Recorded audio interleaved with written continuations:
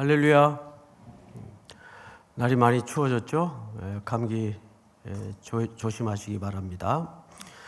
한 해가 이제 거의 다 마무리되어 가고 있습니다. 오늘 시편 118편은 마지막 절이 29절인데 여호와께 감사하라로 마무리가 되죠. 그런데 1절을 한번 보시면 같은 문구가 눈에 띕니다. 여호와께 감사하라. 그리고 오늘 마지막 절도 여호와께 감사하라. 여러분들의 2018년은 어떻습니까? 이제 며칠 안 남았지만 하나님께 감사로 마무리하는 은혜가 있기를 바랍니다. 자, 어제 이어서 오늘 두 번째 파트인데요. 후반부입니다. 14절을 보실까요? 여호와는 나의 능력과 찬송이시요 또 나의 구원이 되셨도다. 그러니까 이 시인은 사실 여호와의 능력을 또 하나님을 향한 찬송을 무엇에 그 능력을 노래하고 찬송하는가 하면 하나님의 구원하심에 대해서 찬송하고 노래하는 것을 볼 수가 있어요. 여기 구원하다라는 히브리 말은 야샤, 이게 동사인데 구원하시다, 야샤. 우리 잠도 깰 겸 한번 같이 따라서 해볼까요? 야샤 한번 해보세요. 발음이 좋아요. 다시 한번 야샤. 근데 이게 동사인데 이게 이제 명사가 되면 어떤 발음으로 바뀌냐면 여러분들 귀에 굉장히 익숙한 발음으로 바뀝니다. 예수아 이렇게 바뀌어요. 이게 명사예요. 예수아가 누굽니까? 바로 여호수아, 예수 같은 의미죠. 또 호세아에서는 호세아로도 번역을 했어요. 그러니까 예수라는 이름은 그 이름 속에 담긴 참된 의미가 하나님은 구원이시다, 이런 의미입니다. 구원하신다, 우리를 구원하신다. 오늘 시인은 제일 먼저 감사를 선포하면서 그 감사의 내용을 그분의 능력, 그리고 그 능력으로 우리를 구원하심에 대한 감사를 선포하고 노래하고 있다는 거죠. 이 감사는 후에 공동체 전체로 확대가 됩니다. 개인의 감사를 넘어서 감사의 범위가 공동체 전체, 예배 공동체로 확대되는 것을 볼 수가 있어요. 그리고 이제 2절을 보시면 2절이 아니라 15절 의인들의 장막에는 기쁜 소리, 구원의 소리가 있으며 여호와의 오른손이 권능을 베푸시며, 여기 의인들의 장막은 사실상 이스라엘 공동체를 얘기하죠. 그러니까 이 구원에 관한 개인적 차원을 넘어서 이 감격과 이 찬양과 이 영광이 공동체 전체로 지금 확대되어 가고 있는 것을 볼 수 있는데, 그 의인들의 장막에는 기쁜 소리, 구원의 소리가 있으며 여호와의 왼손입니까? 오른손입니까? 오른손이 권능을 베푸시며. 그래서 이 조각가로 유명한 로댕 같은 분은 아주 극단적으로 의미를 부여한 기록이 있어요. 예를 들면 왼손은 사탄의 손을 말하는 것이고 오른손은 하나님의 손을 말하는 것이다. 조금 너무 나간 것 같아요. 또 그런 사례가 그분 말고도 많은 그 옛날 분들이 그렇게 해석을 해서 자기들의 예술품이라든지 작품들을 표현하는 경우들이 있어요. 성화의 화가로 유명한 렘브란트 같은 분들은 이런 그림을 그려놨습니다. 예레미야가 멸망하는 예루살렘 성을 바라보면서 우는데 예레미야를 그리는데 예레미야의 왼손과 왼발만 그려놨어요. 그럼 이게 긍정적인 의미일까요? 부정적인 의미일까요? 이 부정적인 의미죠. 지금 무너져가는 예루살렘을 바라보면서 울고 있는 예레미야의 왼손과 왼발을, 그러니까 그의 어떤 극심한 절망과 슬픈 상태를 이렇게 왼손을 그림으로서 묘사한 그림들이 있습니다.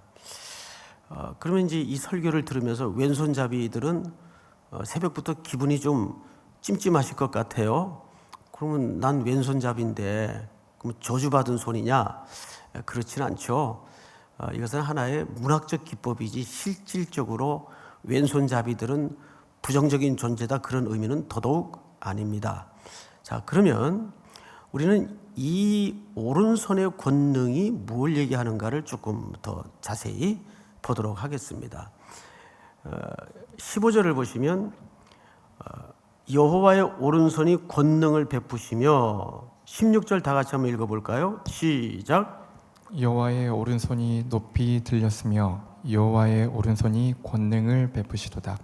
여기서 오른손으로 묘사된 모든 표현들은 하나님의 능하시고 하나님의 일하심에 대한 문학적 장치로서의 표현이지, 실질적으로 오른손잡이는 의로운 사람들이고 왼손잡이는 부정적인 존재다, 이런 의미는 아니란 말이죠.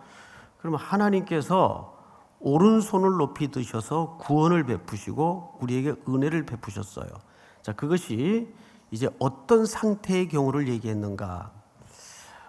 우선 시편 118편은 1절에 여호와께 감사하라로 시작을 했고 29절에 여호와께 감사하라로 클로징을 했어요. 그러면 궁극적으로는 지금 이 시인은 감사의 결과를 붙들고 있는데, 그리고 그것을 예배 공동체에 전체적으로 확대해서 선포하고 찬양하고 하나님의 권능을 노래하고 있는데, 과연 그가 어떤 과정을 거쳐왔기에 이렇게 격한 감정에 붙들려서 감격으로 노래하게 되었던 걸까를 우리가 좀 알 필요가 있는데, 바로 그 시인이 처해 있던 지독한 어두웠던 시간들을 이제 드디어 고백합니다. 자, 17절 제가 읽겠습니다.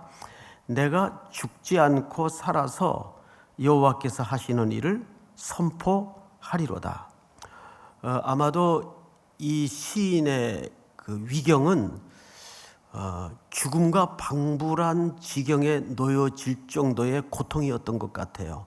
그것이 어제도 잠깐 말씀을 드렸지만 질병의 문제이든 어떤 영적인 상태든 그건 시인이 구체적으로 표현하지 않았기 때문에 명확하게 알 수는 없지만 그 강도는 죽음과 방불한 사망의 그늘에 앉아서 그는 처참한 상태에 놓여져 있었던 것 같아요.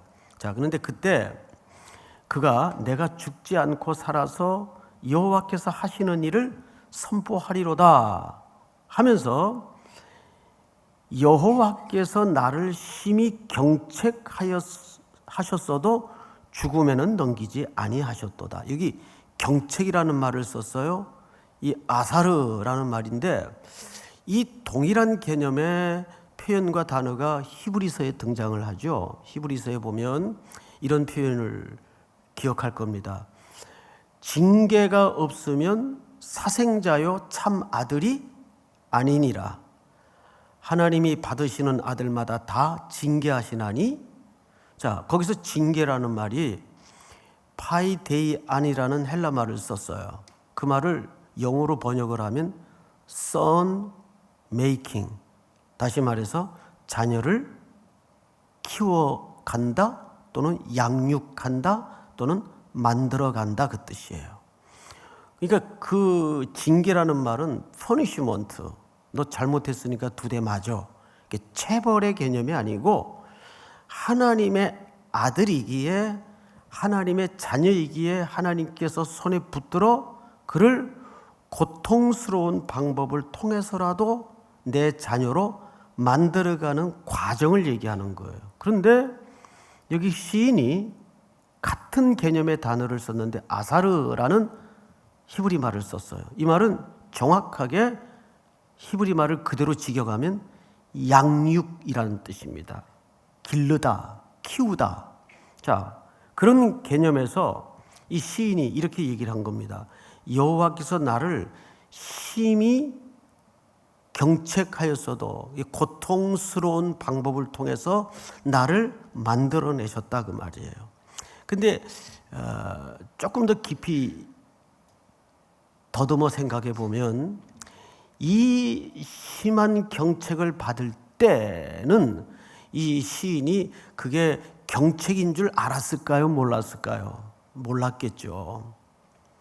지금 감사한 자리에 올라와 보니 지난 고통스러웠던 시간들, 버려진 것만 같았던 혹독한 시간들이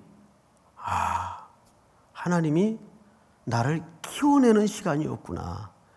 나를 빚어가시고 내 안에 불순물들을 뽑아내기 위해서 나를 만들어 가시는 시간이었구나. 그걸 우리가 알 수 있어요. 근데 문제는 인간은 누구든지 그 혹독한 고통에 이렇게 압박이 돼 있을 때는 거기에 눈이 안 열어진다는 겁니다. 이게 뭐지 하다가 문제 해결에만 급급함에 함몰되는 경우가 다반사예요. 그래서 어제 아침에 우리가 여호와께 피하는 자가 복이 있도다 그랬습니다. 피하는 것이 가장 지혜로운 거예요. 오늘 이 시인은 지금 감사의 고백을 터뜨리는 자리에서 드디어 지난 죽음에 이를 지경까지 고통스러웠던 그 시간들이 하나님이 나를 만들어 가시는 시간이었다는 걸 고백하고 있는 거예요. 하나님은 참 온유하고 부드러운 방법으로 우리를 키울 때도 있겠지만 어떤 때는 정말 포기하지 않으시기에, 정말 사랑하시기에 우리를 내던지는 듯한 방법으로 만들어 가실 때가 있어요. 대표적인 예가 이스라엘 백성들이죠. 그들을 살리기 위해서 아수르에 넘어뜨리고, 그들을 살리기 위해서 바벨론에 넘어뜨리고, 그러면 그 고통을 겪던 히브리인들은 이해가 안 되는 거죠. 하나님이 살아계시다면 어떻게 우리가 전쟁에 질 수 있나? 그것도 모자라서 남의 땅에 이렇게 버려질 수 있나? 신학이 흔들리는 겁니다. 그러나 그때 그들은 선지자의 글들을 통해서 깊은 영적인 충격을 경험하게 되죠. 우리가 말씀을 떠난 결과가 이 징벌이었구나. 그래서 회당을 만들고 서기관들을 만들어서 하나님의 말씀에 창념하게 되는 말씀 부흥 운동이 포로 기간 속에서 잉태돼요. 그것이 느헤미야나 에스라서를 읽어보면 고토로 돌아와 황폐한 땅으로 돌아와 수문학 광장에서 종일 서서 그냥 설교를 한 것도 아니고 성경을 쭉쭉 율법사들이 읽는 가운데에서도 통곡을 하고 회개하고 하나님 앞으로 자복하며 베옷을 찢고 금식하는 어마어마한 영적 각성 운동이 일어나는 거예요. 그게 참된 부흥입니다. 무슨 규모가 커지고 숫자가 늘어나는 게 부흥이 아니고. 오늘 시인은 여기에서 그 얘기를 하고 있는 거죠. 여호와께서 나를 심히 경책하였어도 죽음에는 넘기지 아니하셨도다. 여기 아사르, 이 말은 양육하다. 하나님께서는 때론 우리 모두를 정말 하나님의 자녀다운 모습으로 만들어내기 위해서 아픈 사랑의 방식으로 우리 인생 속에 개입하시고 들어오실 수가 있다는 거죠. 아마 지금도 그런 과정에 놓여 있는 성도들이 틀림없이 있을 거예요. 그러나 하나님은 시퍼렇게 살아계시기에 여러분들의 고통을 아시고 여러분들의 눈물을 아시고 여러분들을 하나님의 토부, 그분의 선하심과 인자하심으로 반드시 하나님이 의도하신 목적지 라인에 우리를 세워 놓으실 것을 조금도 의심 없이 확신합니다. 이제 맞아보시도록 하겠습니다. 19절부터 22절까지는 이 118편의 하이라이트입니다. 여러분 19절을 잘 보세요. 내게 의의 문들을 열지어다. 내가 그리로 들어가서 여호와께 감사하리로다. 이 성전을 얘기하겠죠? 자, 그런데 성전을 둘러싸고 있는 성벽은 많은 문으로 구성이 되어 있습니다. 우리가 사도행전에서도 미문이라는 게 나와요. 아름다운 문, 또 양문이라는 문이 있어요. 희생 제물을 가지고 들어가는 문, 또 분문이라는 문이 있어요. 그 분문은 말 그대로 오물입니다. 짐승들의 오물들, 그런 것들을 다 가지고 나오는 문, 그 분문이라고요. 이제 한글 성경에는 똥문이라고 되어 있는데 좀 유식하게 그냥 분문이라고 합시다. 분문인데 그렇게 용도들이 쫙 있어요. 성을 둘러싸고. 자, 그런데 여기에서 문들은 무슨 뜻인가 하면 정의의 문을 얘기하는 거예요. 여기에는 파수꾼이 지키고 있고 레위인들이 지키고 있어서 이제 문이 닫힌 상태에서 누가 밖에 오면 이 성 안에 들어올 수 있는 자격이 있는가를 질문을 합니다.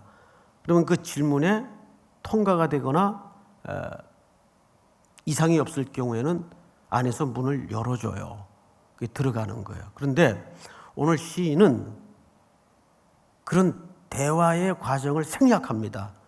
왜 생략하냐 하면 지금 내게 의의 문들을 열지어다 내가 그리로 들어가서 여호와께 감사하리로다. 이는 그 의의 문은 어떤 문을 얘기하는 거죠? 여호와의 문을 얘기합니다. 여기 보세요. 20절. 이는 여호와의 문이라 의인들이 그리로 들어가리로다. 그리고 주께서 내게 응답하시고 나의 구원이 되셨으니 내가 주께 감사하리로다. 건축자가 버린 돌이 집 모퉁이에 머릿돌이 되었나니.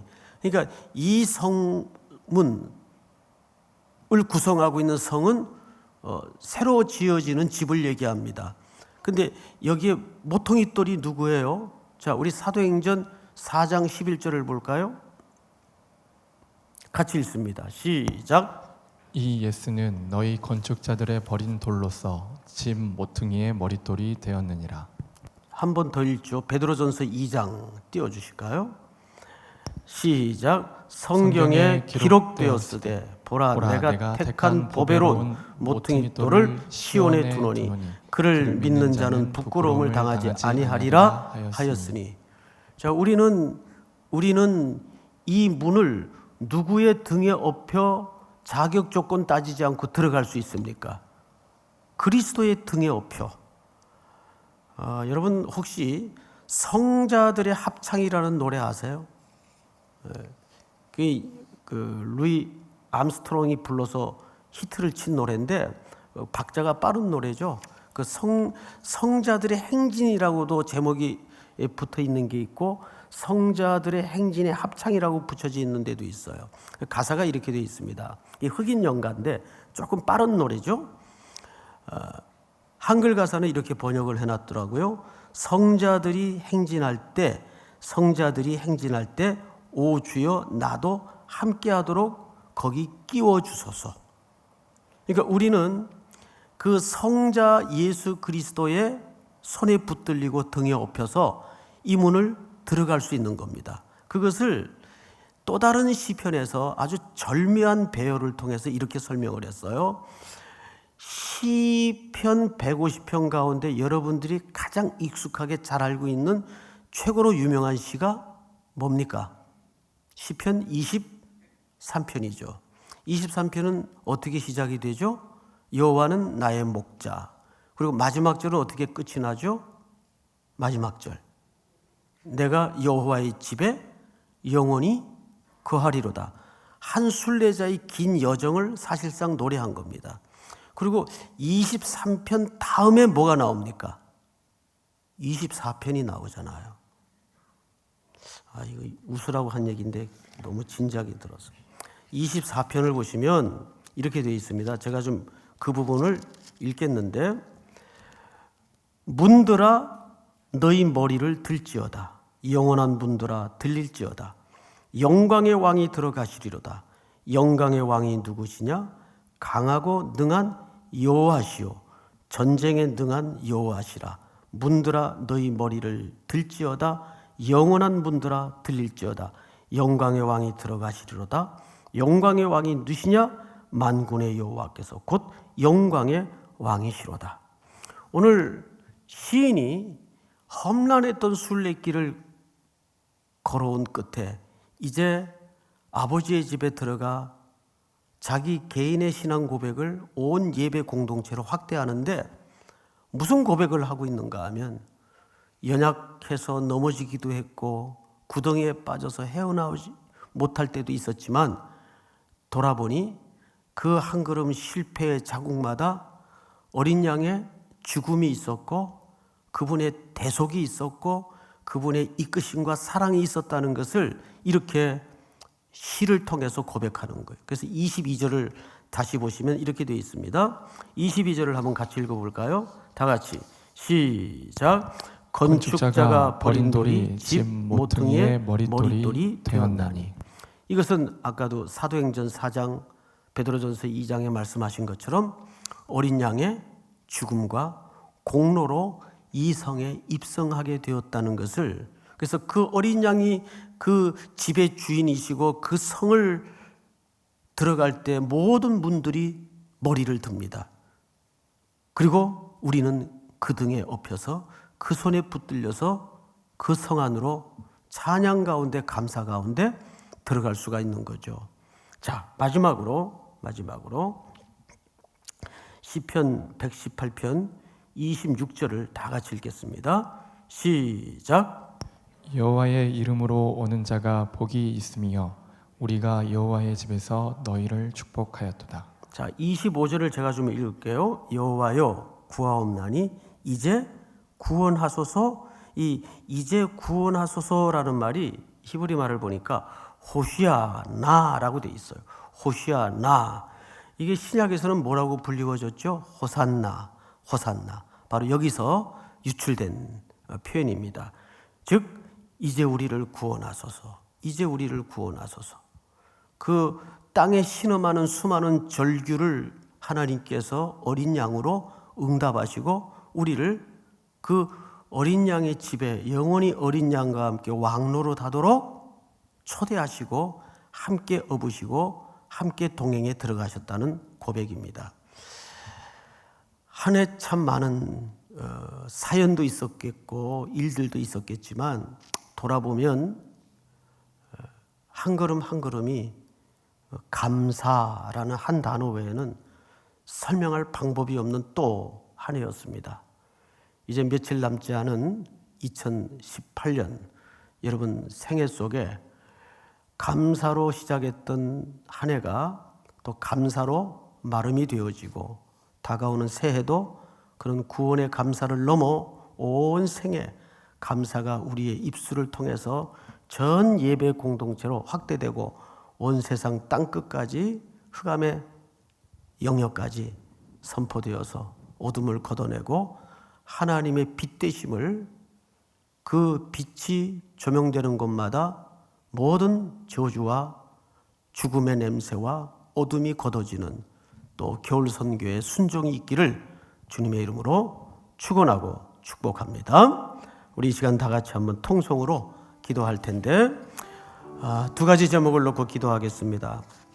오늘 시편 118편 주신 말씀처럼 하나님 올 한 해도 감사로 한 해를 마름하도록 인도해 주신 은혜를 진심으로 감사를 드립니다. 또 시작되는 겨울 선교를 철저히 은혜로 준비해서 그 어둠의 땅에 흑암의 영역에 주의 빛 되심을 조명하여 선포하고 모든 생명의 냄새를, 생명의 향기를 그들을 통해 전할 수 있도록 인도해 주시옵소서. 또 여러분들이 이 아침에 가지고 나온 제목을 놓고 우리 한번 주여 부른 다음에 소리내어 통성으로 다 같이 기도하겠습니다. 주여, 하나님 은혜를 진심으로 감사합니다. 올 한 해도 주의 은혜 가운데 건너오게 하시고 참 많은 눈물 가슴앓이 사연이 있어요.